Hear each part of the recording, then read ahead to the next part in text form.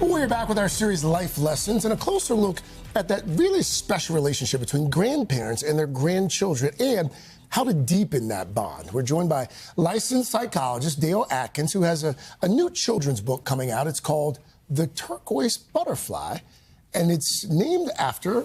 It's named after and for my late mother, Sylvia Atkins, and the main character is a character named Grandma Sylvia. And you're wearing that beautiful... And I'm wearing her brooch today. I love that. Thank you. I mean, you know, Al can really talk to this as well, but compared to a parent, yes, a grandparent, what do they provide? Oh, they provide a richness of patience and perspective, and usually a lot more time than the parents have, because there's a much more relaxed moment of being able to share wisdom and talk about the family history in a way that the parents may not know.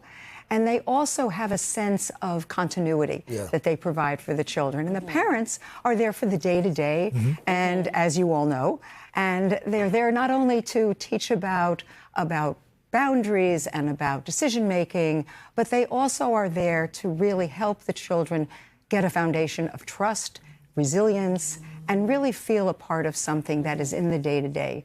But again, the grandparents generally have a little bit more time and a little bit more comfort. They take a step back, so there's a bit more spaciousness. We've been through it already. Yes, and you're right in it. You're right in it. Congratulations. It's funny you mention that, because one of the great services that my mother provides to our grandchildren, or to her grandchildren, family history. Yes. She spends a lot of time talking about, you know, what it was like growing up and telling these stories that... It's so important, because the children they have a window into a whole different world, a different time when people didn't have cell phones, where they lived, what they ate, the rituals that they shared.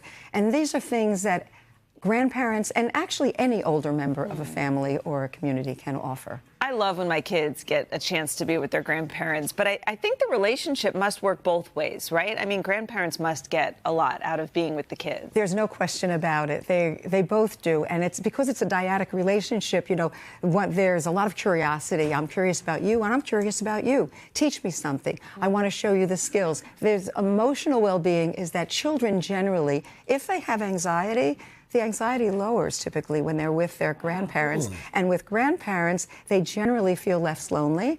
And if they have a tendency to be alone a lot, they might get depressed, and they no longer feel depressed. So there's this connection. Cognitively, they work together, they learn together, they're engaged, and the grandparents are having to be on their toes because they're teaching skills, they have to remember the stories, and they need to be really just available, fully emotionally available.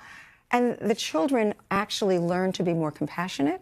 They learn a different perspective, like your kids are. And they also get a sense... What did you say? Patience? Yeah. They do learn patience, because when you're with an older person, you generally have to slow down, even if you have a very active and engaged grandparent, because there might be moments when maybe they're not hearing as well, or maybe they're not as fast. But because there's so much love, and there is this eternality of love, the children adapt, and they learn that. And what studies show is that they have that then for older people whom they don't even know. They might be holding the door. And then, of course, as you said, the stories, the memories, the rituals. Yeah. And I also find that in a way, it helps the grandparent in that your grandkids help keep you current, because you've got to kind of keep up with them. But also talk about the relationship between grandparents and the parents, as far as, like, my mom was kind of like, you know what, I'm the grandparent, I'm going to do what I want. And it's not necessarily the best recipe. Probably the best recipe is for you not to listen to that advice from your grandparents and to really take your lead from your children. Because we all had a chance to raise our children, and now it's their chance. And our role, in my view, is to be supportive, to really pay attention to the rules that they're setting, don't undermine them, and really ask if they're doing something that you're not familiar with. Be curious, you know, don't be critical. Say, you know, I don't know about that, or I haven't heard about that method. What can I read? Tell me, because I'm here to support you. And if the parents see that their kids are doing something that they're really not comfortable with, I think it's important to respectfully take them aside in private and say, this is why we don't do that, and we'd really like you to get on board. Because both ends of the spectrum have the child's welfare in their heart, and that's what they want. Dale, really quickly here before we let you go, some ways that folks who are watching or listening, some ways that you can deepen the bond, make memories between a grandparent and a grandchild? Well, I think that when you have special time together, in the book, the little girl and her grandmother have a week together every summer, and they do all these adventures.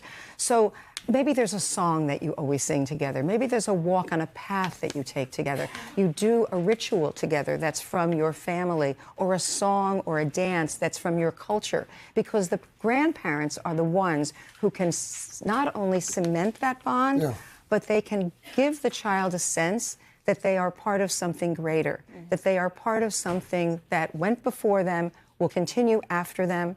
So they share their memories and they create memories with the child so that they will be able to move forward with the grandparent in their heart, whether they're here or not. I love That's that. fantastic. Dale, thank you. Great. This has been a wonderful conversation. Yeah, thank you. Thank you.